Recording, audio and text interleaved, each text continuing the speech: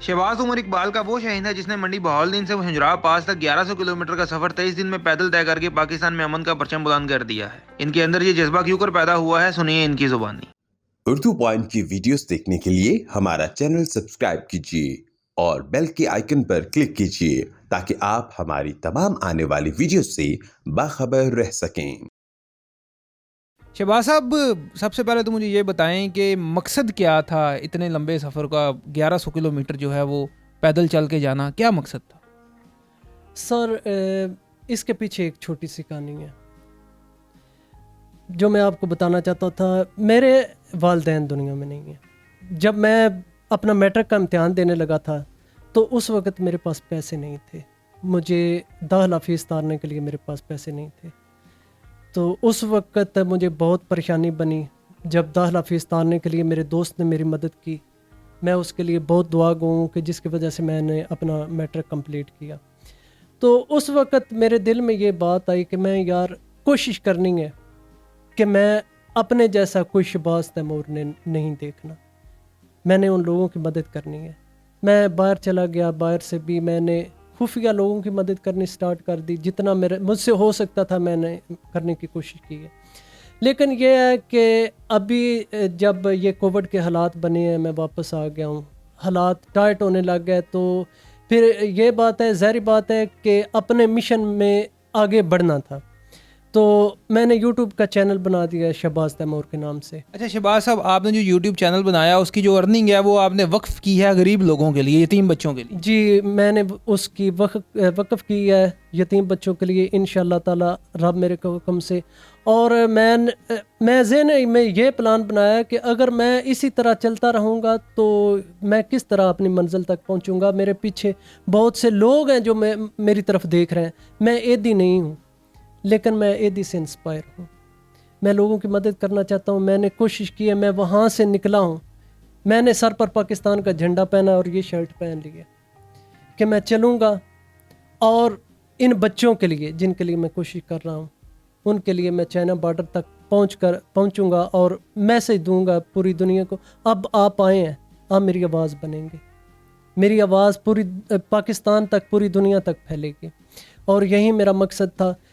میں نے اپنا مقصد پورا کرنے کے لیے نہ بخار کا دیکھا ہے، نہ سر درد کا دیکھا ہے، نہ اپنے پاؤں کے زخمی ہونے کا دیکھا ہے، نہ اپنی کوئی تکلیف دیکھی ہے۔ میرے ذہن میں جو مقصد تھا کہ میں نے کچھ کرنا ہے، تو میں الحمدللہ اللہ تعالیٰ کی مدد سے چائنا بارڈر تک پہنچا ہوں۔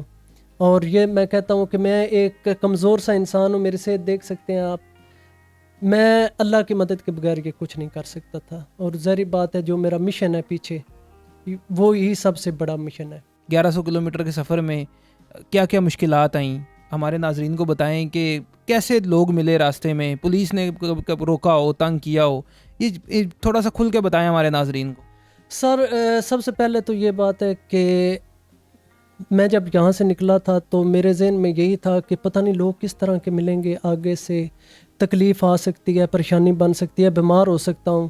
لیکن نہیں، جب میں گھر سے نکلا تھا تو لوگوں، یہ جو شرٹ میں نے پہنی ہوئی ہے پرامن پاکستان کے لیے اور پیدل سفر کے بارے میں بتا رہا تھا، تو لوگ بہت خوش ہوتے تھے، بہت اخلاق سے پیش آتے تھے مجھے۔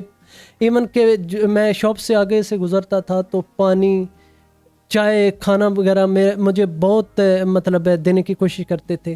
اور جو اخراجات کی بات ہے، ظاہری بات ہے جب آپ نکلتے ہیں تو آپ نے ہوٹلنگ بھی کرنی ہوتی ہے، رات گزارنی بھی کہیں پر ہوتی ہے، اور ادھر اس سائڈ پر آپ ایسا نہیں کر سکتے کہ آپ باہر کسی جگہ پر رک جائیں، ٹھنڈ بہت زیادہ ہوتی ہے، تو اس کے لیے آپ کو ظاہری بات ہے کمرہ کرائے پر لینا پڑتا ہے تاکہ آپ دن کو فریش ہو کر اپنا سفر جاری رکھ سکیں۔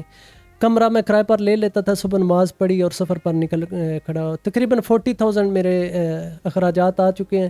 پھر میں ایک دفعہ بیمار ہو گیا، بخار ہو گیا مجھے رستے میں، تو اس وقت مجھے بہت تکلیف ہوئی، پھر میرے پاؤں زخمی ہو گئے۔ یہ ساری تکلیف جو ہے نا میں برداشت کر لوں گا، اور میں نے برداشت کی ہیں صرف اپنے مقصد کو پانے کے لیے۔ اچھا شہباز صاحب، کتنے دن لگے یہاں سے وہاں پر جاتے ہوئے؟ اور جب راستے میں جو ہے وہ پہاڑ آتے تھے، ان کو چڑھتے تھے، تو ایک کہیں سوچا نہیں کہ یار اب بس ہو گئی ہے یار، اب واپس چلا جاؤں؟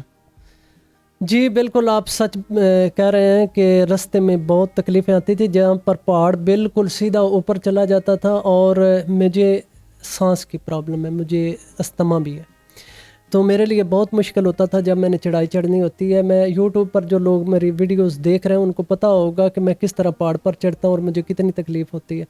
تو اس وقت ایک دفعہ میں نے نا، جب میں جھیل سیف الملوک پر پہنچا تھا، وہ بہت اونچائی پر ہے، تو وہاں پر نا مجھے تکلیف ہونے لگ گئی سانس کی، تو میں نے کہا کہ یار میں واپس چلا جاؤں، یہ کس طرح کی کامیابی ہوگی، اگر میں زندہ ہی نہیں بچتا تو کامیاب کس نے ہو کر واپس جانا ہے۔ لیکن پھر میں نے اللہ پر بھروسہ کیا، اور انسان ہونا، انسان کے اندر 100 سوچیں آتی ہیں جاتی ہیں، تو ان پر قابو بھی پانا انسان کی کام ہے، تو ان پر قابو پا کر الحمدللہ میں 23 ڈیز میں اپنی منزل پر پہنچا ہوں۔